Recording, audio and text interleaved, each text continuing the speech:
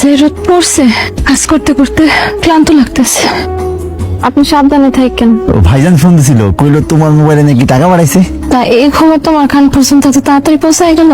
ভাইজান আমার ফোন দিছিল, কইলো তোর ভাবির মোবাইলে টাকা পাঠাইছি, টাকাগুলো তুইলা নিস, আর তুইলা তোর ভাবি যা পছন্দ করে কিনা দিস। দাও আমি ট্রান্সফার করে নিতেছি।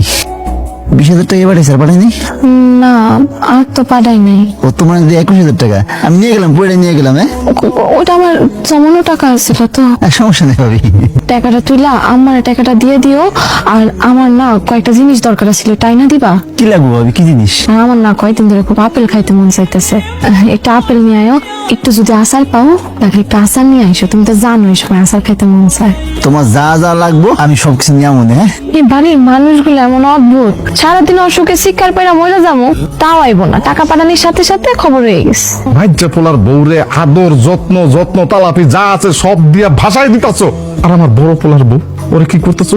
সেই বান্দির মতো সকাল থেকে নিয়ে শুরু করে রাত পর্যন্ত খাটাইতেছো। চাল লাগে যেমন তার লাগে তেমনই করতে হয়। তোমার নীতি কথা শুনতে শুনতে আমার কান জ্বালা পালা হয়ে গেছে। কত করে তোমার বড় পোলারে কইছি আমার মামার তো ভাইয়ের মেয়েটা একটু বিয়া কর, বাড়িতে 2 তলা বাড়ি করে দিব, গঞ্জে দোকান দিয়ে দিব, টাকা পয়সা স্বর্ণ কত কিছু দিব। তোমার পোলায় তো আমার কথা শুনে নাই, তাহলে এখন আমি কেন শুনবো? আচ্ছা তুমি না একজন নারী, তুমি না একজন মা, মা হিসেবে এগুলো কি বলতেছো? হইতে পারে তারা একটু দরিদ্র, কিন্তু তাদের মন ভালো। তুমি লোভ লালসায় ডুবে গেছো, তুমি নষ্ট হয়ে গেছো। জলে জলে, আরে সাবধানে। এই যে তুমি যা জানতে কইছো সবকিছু লয়ে আইছি, দেখো ঠিক আছে কিনা। লাগবো কি দরকার ছিল এতগুলো টাকা খরচ করার? তোমার লেগে করবো তো কার লেগে করবো? কোথায় টাকা এতগুলো নষ্ট করলো? অনেক সুন্দর কিন্তু। তোমার ধন্যবাদ। জাহিদ, তুমি আইছো? তোমার যে আমি ওষুধটা আনতে কইছিলাম আনছো? ভাবি আমি তো ভুলে গেছিলাম, তুমি আমার তোমার জন্য ওষুধ আর 1 কেজি ফল আনতে কইছিলা, একদম মনে ছিল না ভাবি। আমি কালকে এনে দিব না। হ্যাঁ ভাই রে, ফলের কথা না হয় মনেই নাই, তাই বলে ওষুধটাও আনবা না? ওষুধটা ছাড়া তো আমার অনেক কষ্ট হয়।